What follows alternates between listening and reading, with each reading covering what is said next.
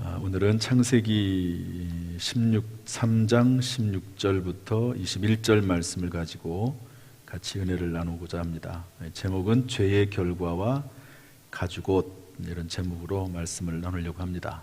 한번 따라서 할까요? 죄의 결과와 가죽옷. 죄를 지은 아담과 하와 또 뱀까지도 하나님의 심판을 받게 되지요. 그런데 하나님께서 죄 지은 아담과 하와에게 가죽옷을 입혀주시는 그런 내용이 오늘 본문에 나옵니다. 이 말씀 속에 담겨있는 은혜를 같이 나누고자 합니다. 창세기는 시작의 책입니다. 따라합시다. 시작의 책. 다시 한번 시작의 책. 그래서 우주의 시작이 나오고요, 또 인류의 시작이 나오고 죄의 시작이 나옵니다. 창세기 1장 1절에 보면 태초에 하나님이 천지를 창조하시니라. 따라합시다. 태초에 하나님이 천지를 창조하시니라. 하나님이 살아계시고 하나님이 천지를 창조하신 전능하신 하나님이라고 하는 것을 믿는다면 우리가 믿지 못할 것이 무엇이 있겠습니까? 하나님의 살아계심을 믿으면 성경 말씀이 다 믿어지죠. 성경 말씀을 믿지 못하는 이유는 딱 한 가지예요. 하나님의 살아계심을 믿지 못하기 때문에 그렇습니다. 히브리서 11장 6절에 보면 하나님께 나아가는 자는 반드시 하나님이 계신 것과 또한 그가 자기를 찾는 자들에게 상 주시는 이심을 믿어야 한다고 했거든요. 여러분, 하나님의 살아계심이 우리 가운데 더욱 확실히 믿어지기를 주님의 이름으로 축복합니다. 온 우주 만물을 하나님이 6일 동안 만드시고 7일째 되는 날 안식하셨죠. 그리고 에덴 동산을 이제 남자와 여자를 만드시고 에덴 동산을 창설하셔서 거기다가 데려다가 살도록 하셨는데, 에덴이라고 하는 그 에덴의 뜻이 뭐라고요? 기쁨. 그래도 기억을 하시네요. 기쁨의 동산입니다. 그 기쁨의 동산에 두 사람을 데려다 놓고 그곳에서 살도록 되어 있었습니다. 그곳에서는 자연히 땅이 저주를 받지 않았기 때문에 농사를 지어도 충분히 거기에서 수고에 그렇게 수고하지 않아도 풍성히 열매를 맺을 수가 있었고, 또 그리고 언제 어디서나 과일나무가 있었기 때문에 그것을 따먹고 살 수 있도록 되어 있었습니다. 그러나 뱀에게 역사한 사탄이 아담과 하와를 미혹해서 선악과를 따먹게 만듭니다. 중요한 말씀 중에 하나가 뭐냐면, 아담에게 하나님이 찾아오셔서 내가 따먹지 말라고 한 그 나무 열매를 따먹었느냐 이렇게 물어봤더니 뭐라고 대답을 하죠? 아담이, 한번 따라합시다. 하나님이 주셔서 나와 함께 있게 하신 여자 그가 그 나무 열매를 내게 주므로 내가 먹었나이다. 아담은 하나님에게 그 선악과를 따먹지 말라고 하는 이야기를 직접 들었습니다. 하와는 전해 들었어요. 그러니까 아담은 더 분명하지요. 하나님께 직접 하신 말씀을 들었으니까. 그런데도 불구하고 자기가 그 따먹은 책임은 전혀 인정하지 않고 누구에게 전가하죠? 하와에게, 아내에게 전가합니다. 그래서 아내라고 하지 않고요, 그 여자가 됩니다. 그 여자. 그 여자가 나에게 얘기했습니다. 그 여자가 따먹으라고 했습니다. 그런데 하나 더 나가서 뭐라고 말하죠? 하나님이 주셔서 나와 함께 있게 하신 그 여자가. 그러니까 결국에는 뭐죠? 내가 죄를 진 게 아니고 내 책임이 아니고 누구 책임이라고요? 하와 책임이에요. 그런데 그 하와는 누가 주셨죠? 하나님 주셨습니다. 종국적으로 누구 책임이죠? 하나님 책임이라는 거예요. 이게 죄를 지은 사람의 모습입니다. 죄를 지은 사람은 자꾸 그 죄를 다른 사람에게 전가시키고 책임을 다른 사람에게 넘기는 거죠. 적어도 부부는, 남편과 아내는 한 몸입니다. 그러니까 원래는 갈비뼈 있잖아요. 그 갈비뼈가 밖으로 나와서 걸어다녀서 좀 붙잡기가 힘들어서 그렇지, 어쨌든 하나님께서는 아내를 남자에게서 취해서 만들었습니다. 그러니까 사실은 분신이거든요. 자기 자신과 동일합니다. 그래서 아내가 죄를 지은 것의 반절의 책임은 남편에게 있습니다. 남편이 죄 지은 것의 반절의 책임은 아내에게 있습니다. 왜냐하면 서로 한 몸이기 때문에 그렇습니다. 그래서 혹시 남편이 실수가 있고 허물이 있고 심지어 죄가 있다 할지라도 그것을 100% 남편에게 돌리지 않고 또한 아내에게 100% 그 죄와 허물을 묻지 않고 반절은 내 책임이다. 어쨌든 하나님이 하나가 되게 하셨고 그리고 서로 지켜주고 보호하면서 함께 살아가도록 결혼을 했고 부부가 된 것 아닙니까? 그러니까 서로에게 책임질 의무가 있어요. 그럼에도 불구하고 억지로 죄를 범하고 억지로 잘못된 길을 가고 그러면 참 한계성이 없지 않아 있을 것입니다. 그러나 이런 경우에는 사실 둘이 공범이거든요. 같이 따먹으라고 하와가 얘기를 했고 본인도 하나님이 따먹지 말라고 한 것을 뻔히 알고 있음에도 불구하고 따먹었거든요. 그럼에도 불구하고 그 모든 책임은 자기에게는 하나도 없고 여자에게 있고 그 여자를 만든 하나님에게 있다고 이야기하는 것은 정당하지 않습니다. 이것은 옳지 않죠. 하나님이 기뻐할 일이 아닙니다. 우리가 그리스도 예수 안에서 한 형제가 됐죠. 남편과 아내를 떠나서 우리 그리스도인들 안에서 서로 책임지는 존재인 줄로 믿습니다. 그래서 올해 표어가 뭐지요? 서로 돌아보고 격려하고 권하라. 서로 책임지는 존재라고 하는 겁니다. 부부가 그렇듯이 부모와 자식이 그렇듯이 교인 간에 서로 책임지는 존재다 하는 것을 깨닫고 우리 서로 너무 정죄하지 말고 서로 용납하고 또 결국에는 받아들이고 다른 사람이 잘못했다 할지라도 그 잘못의 반절은 나에게도 있다라고 생각하면서 서로 책임지고 서로 권하고 함께하는 복된 교회가 될 줄로 믿습니다. 물론 교회는 공동체이기 때문에 부부관계가 조금 다른 것이 있다고 하면 교회는 공동체가 있기 때문에 막 고의적으로 죄를 짓는 경우가 있어요. 그런 경우는 공동체를 위해서 때때로 치리해야 될 필요도 있습니다. 그래서 우리 교회는 화해질서위원회가 있고 또 당회에서 치리를 하고 또 그런 여러 가지 절차들이 있는 것이죠. 어쨌든 교회 공동체를 깨뜨리는 것, 고의적으로 실수할 수 있는 것을 떠나서 고의적으로 그렇게 하고 고의적으로 가정을 깨뜨리고 고의적으로 교회를 물러나게 하고 하는 것들은 참 문제입니다. 그런 일이 없도록 하는 것이 가장 중요하겠죠. 이를 위해서 우리가 항상 깨어서 기도해야 될 줄로 믿습니다. 어쨌든 죄를 범했어요. 그래서 하나님께서 이제 여자를 찾아가십니다. 우리 16절 말씀 다 같이 읽어보겠습니다. 16절 시작. 또 여자에게 이르시되 내가 내게 임신하는 고통을 크게 더하리니 내가 수고하고 자식을 낳을 것이며 너는 남편을 원하고 남편은 너를 다스릴 것이니라 하시고, 여자에게 하나님이 심판을 하시고 그 마땅한 죄에 대한 형벌을 내리십니다. 그것은 뭐냐면 임신하는 고통을 주신 겁니다. 근데 여기 성경 말씀을 잘 보면 임신하는 고통을 크게 더하리니 이렇게 되어 있습니다. 크게. 그러니까 임신을 해서 출산하는 고통이 있죠. 그런데 범죄로 말미암아서 여자에게는 임신하고 출산하는 고통이 심하다, 더 커졌다 하는 것을 말씀해주고 있습니다. 가끔 이제 동물들이 그 새끼를 낳는 그 과정을 보면은요, 참 글쎄요, 나름대로 고통이 있겠지만 보통 이제 네 발 가진 짐승들은 서서 새끼를 낳잖아요. 누워서 새끼를 낳지 않습니다. 보통 서서 새끼를 낳는데, 그러면 새끼를 낳으면 그렇게 시간이 오래 걸리지 않습니다. 그리고 새끼를 낳으면 그 새끼가 얼마 안 있으면 곧바로 일어나가지고 걸어 다닙니다. 그 자리에서. 그러니까 참 출산도 쉽고 그리고 그 새끼도 금방 움직여요. 그런데 참 사람은요 쉽지 않습니다. 그 아이를 낳는 과정도 고통스럽고 정말 고통스럽고, 그리고 그 아이도 태어나가지고 그냥 움직이지를 못해요. 그냥 놔두면 죽습니다. 그만큼 사람이라고 하는 존재가 참 연약한 존재입니다. 어쨌든 여자가 지은 죄에 대해서 하나님은 임신하는 고통, 또 그리고 출산하는 고통, 이런 고통들을 하나님께서 더하신다고 말씀을 하고 계십니다.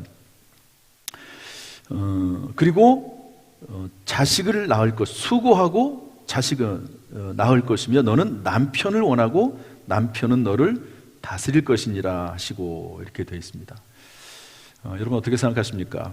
남편을 원하고 남편은 여자를, 아내를 다스리게 된다, 이렇게 말씀하고 있습니다.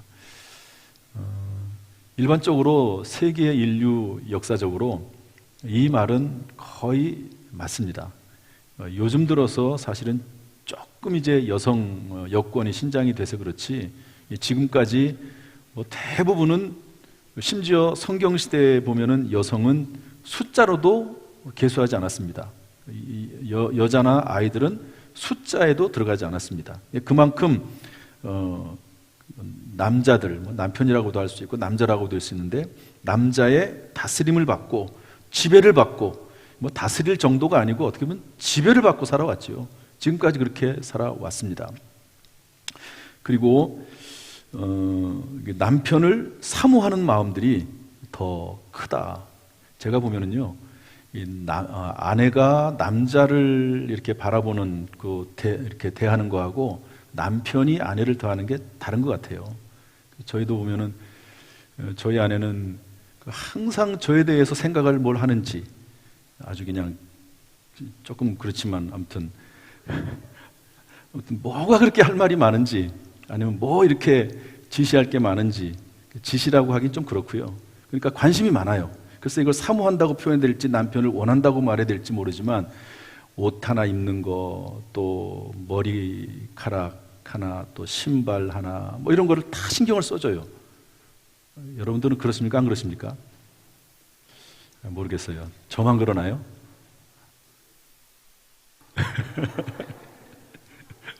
그렇게 해주면 좋으시겠어요? 모르겠어요. 제가 이제 설교를 하니까, 강단에 서니까 그런지 몰라도 그런 것들을 세밀하게 신경을 써요. 그리고 참 희한한 것 중에 하나는 뭐냐면, 제가 이렇게 옷을 입고 딱 나가잖아요. 그러면 저도 보지 못하는 것들을 저희 아내는 한번 쫙 이렇게 살펴보면요, 다 눈에 들어오나 봐요. 뭐가 어떻고 뭐 옷 어디에 뭐가 붙었고, 이런 거를 어떻게 잘하는지 모르겠어요. 그래서 그런 거 하나하나 다 이렇게 신경을 써주는데, 저는 그거에 뭐 반의 반절도 못하죠. 신경을 써주는 게 거의 없죠. 그냥 내 생각이나 하고 내가 할 일이나 생각하고 그러지, 아내가 남편에 대해서 생각하고 또 돌봐주고 또 그러는 것은 뭐 거의 없는 것 같아요. 좀 약하지 않았나. 비교적 그렇다는 겁니다. 또 뭐 누가 해주든 해주면 되는 거죠. 사실은 뭐 남편이 아내한테 그렇게 해줄 수도 있으니까 그럴 수 있다고 봅니다. 확실히 이런 면은 있어요. 너는 남편을 원하고 남편은 너를 다스릴 것이니라 하는 이런 부분들이 역사적으로 자리 잡아왔다, 그런 생각을 합니다. 어쨌든 여자에게는 출산의 고통, 임신하는 고통, 자녀를 낳고 기르는 그런 고통들이 죄 때문에 온 거라는 거예요. 죄 때문에. 원래는 그렇지 않다는 겁니다. 여성들이 임신을 하고 아이를 낳는 것이 쉬웠는데 죄로 인해서 주어진 것이 그런 고통이다 하는 것이죠. 요즘은 뭐 또 어떤 면에서 보면은 또 쉽게, 요즘은 뭐 출산할 때 또 쉽게 수술해서 낳기도 하고 그렇긴 하지만, 그러나 또 그 아이를 기르고 하는 것들은 많은 경우 여성들의 몫입니다. 여성들이 직장 생활을 해도 또 남자의 손만 가지고 안 되는 것들이 너무 많아요. 여성의 손길을, 아내의 손길, 엄마의 손길이 없이는 자녀들이 자랄 수 없습니다. 그런 걸 보면 그런 부분들이 전부 아내에게 주어져 있는, 어떻게 보면은 책임이기도 하고 죄로 인해 생긴 형벌이기도 한 그런 모습이라고 볼 수가 있습니다. 아무튼 여자에게는 이제 이런 형벌이 주어져 있고요. 17절로 한번 넘어가 봅시다. 17절 다 같이 시작. 아담에게 이르시되 내가 내 아내의 말을 듣고 내가 내게 먹지 말라 한 나무 열매를 먹었은즉 땅은 너로 말미암아 저주를 받고 너는 내 평생에 수고하여야 그 소산을 먹으리라. 땅이 내게 가시덤불과 엉겅귀를 낼 것이라. 내가 먹을 것은 밭의 채소인즉 내가 흙으로 돌아갈 때까지 얼굴에 땀을 흘려야 먹을 것을 먹으리니 내가 그것을 취함을 입었습니다. 너는 흙이니 흙으로 돌아갈 것이니라 하시니라. 남편에게는 어떤 형벌이 주어졌냐면 평생 땀을 흘려야지만이 먹고 마시고 살게 되어 있습니다. 또 땅이 저주를 받아서 수고의 열매를 제대로 거두지 못하는 땅이 저주를 받았어요. 아담의 죄 때문에, 아담이 흙으로부터 나왔기 때문에 흙이 또 저주를 받습니다. 여러분, 에덴 동산은 어떤 곳이죠? 땅이 저주를 받지 않았잖아요. 그곳에서는 먹을 것에 대한 염려가 전혀 없었습니다. 온 천지가 다 먹을 것이고, 농사를 져도 수고하지 않아도 씨 한 뿌려놔도 풍성하게 열매를 맺추는 그런 땅이 에덴 동산, 기쁨의 땅이었거든요.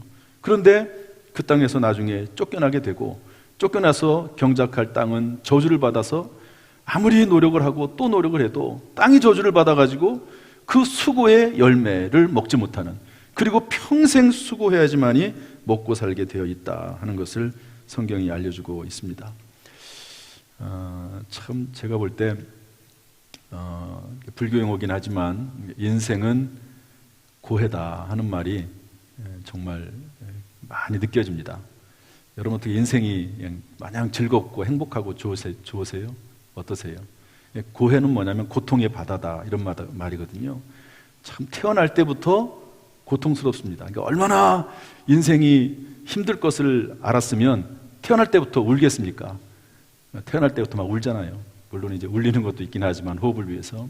그렇게 사람들이 살아나가고 태어나면서부터 죽을 때까지 정말 생로병사, 병들고 아프고 땀 흘려야 되고 사람들과 사람들이 어울려 살지만 기쁨도 얻지만 또 사람과의 관계가 깨져서 그것 때문에 마음에 상처가 생기기도 하고 그러면서 인생을 살아가고 있습니다. 참 이 먹고 산다는 문제가 얼마나 힘든지 몰라요. 나라 국가에서 가장 잘하는 통치자라고 하면 이 먹고 사는 문제를 해결해 주는 그런 지도자가 아마도 최고의 지도자일 겁니다. 먹고 사는 문제를 해결해 주는 것. 그런데 아담은 범죄함으로 말미암아 이 먹고 사는 문제에 참 어려움을 겪게 됐다 하는 것이죠. 저나 여러분이나 이 땅에 사는 동안은 먹고 사는 문제로 어쩔 수가 없습니다.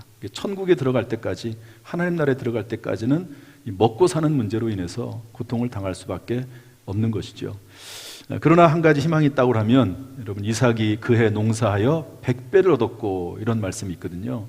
창세기 말씀 뒤로 가다 보면, 그러니까 하나님께서 함께 하심으로 이삭이 마침내 거부가 되었다는 말씀도 있습니다. 하나님께서 은혜를 베풀어 주셔서 우리의 영과 혼과 육이 부유해지고 건강해지고 평안한 은혜가 있기를 주님의 이름으로 축복합니다. 예수님께서 말씀하시길 너희는 먼저 그의 나라와 그의 의를 구하라. 그리하면 이 모든 것을 너에게 더하시리라. 약속의 말씀을 해주고 있습니다. 세상은, 땅은 저주를 받아서 엉겅퀴를 내지만 그러나 그리스도 예수 안에서 말씀 안에 거하면 반드시 하나님께서는 모든 것을 합력하여 손을 이루게 하시고 그리고 먹을 것, 입을 것, 마실 것들을 공급하시는 하나님이신 줄로 믿습니다. 이런 은혜가 우리 가운데 넘쳐나기를 주님의 이름으로 축복합니다. 마지막으로 20절 말씀 다 같이 읽어보겠습니다. 20절 말씀 시작. 아담이 그의 아내의 이름을 하와라 불렀으니 그는 모든 산자의 어미가 됨이더라. 여호와 하나님이 아담과 그의 아내를 위하여 가죽옷을 지어 입히시니라. 아멘. 여기 하와라고 하는 말의 의미는 여기 그 주석에 보면 이렇게 달려 있죠. 하와, 생명, 이렇게 되어 있습니다. 지금 저주를 받아가지고 출산의 고통 가운데 떨어져 있는 그 여자, 아내 이름을 하와라고 이름을 지어주죠. 이게 생명이라고. 잘 생각을 한번 해보십시오. 이때까지는 그 아내 이름이 나오지 않습니다. 동물들의 이름들은 다 져줬지만 아내 이름을 져주질 않았어요. 나오지 않습니다. 그런데 이때 범죄하고 그리고 말미암아 서로 형벌을 받게 된 그때 아담은 뭐라고 이름을 져주냐면 하와, 생명이라고 이름을 져줘요. 여러분, 그 의미가 있지 않겠어요? 아내 이름을 생명이라고. 지금 저주를 받아서 형벌을 받아서 죽게 되어 있고 에덴 동산에서 쫓겨날 운명이 처해져 있고, 그런데 아담은 생명이라고 아내의 이름을 붙여줍니다. 생명이라고. 그만큼 이제 생명을 찾게 된 거예요. 여러분, 에덴 동산의 가운데에는 선악과도 있었지만 생명나무도 있었잖아요. 이제 비로소 생명이 얼마나 중요한지를 깨달은 거죠.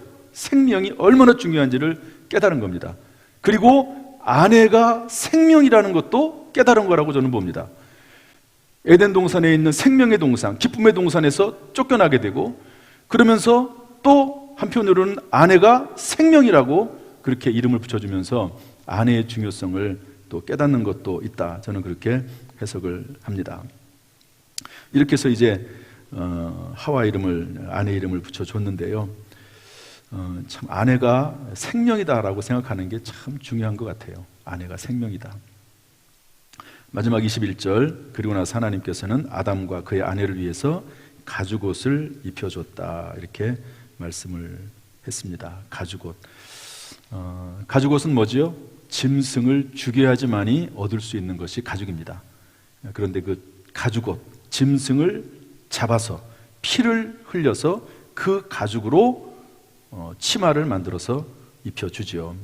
이것은 곧 피제사를 의미하고 구약시대의 제사의 원형입니다. 한번 따라합시다. 구약시대 제사의 원형, 피를 흘리는 거거든요. 그래서 보호를 해주는 역할을 하는데, 처음에는 나뭇잎으로 치마를 만들어 입었잖아요. 그것은 율법과도 같은 겁니다. 율법으로는 부끄러움을 감출 수가 없습니다. 하나님께서는 가죽옷을 지어서 옷을, 치마를 만들어 주시는데, 그 가죽옷은 피를 흘려야만 되는 희생제사입니다. 구약시대의 피제사고, 신약시대에 예수님께서 십자가에 설리신 예수 그리스도의 보혈, 예수 그리스도, 그분의 이름, 예수 그리스도를 의미한다고 볼 수가 있습니다. 여러분, 우리의 인생에 있어서 부끄러움을 가릴 수 있는 것, 수치를 덮을 수 있는 유일한 길은 예수 그리스도의 은혜, 예수 그리스도의 십자가의 보혈밖에 없는 줄로 믿습니다. 하나님의 은혜가 임할 때 진정한 평안과 그리고 수치가 사라지는 그런 놀라운 역사가 임하게 될 줄로 믿습니다. 오늘도 이 수요예배를 통해서 다시 한번 우리 주님 예수 그리스도를 기억하고 예수 그리스도께 감사하고, 비록 실수와 허물이 있음에도 불구하고, 이 아담과 하와 얼마나 실수와 허물이 많습니까? 그럼에도 불구하고 가죽옷을 입혀주셔서 보호해 주시는 그런 하나님의 은혜가 우리 가운데 그리스도 안에서 있음을 믿고 하나님 앞에 감사하고 더 가까이 하나님 앞에 나아갈 수 있기를 주님의 이름으로 축원합니다. 할렐루야.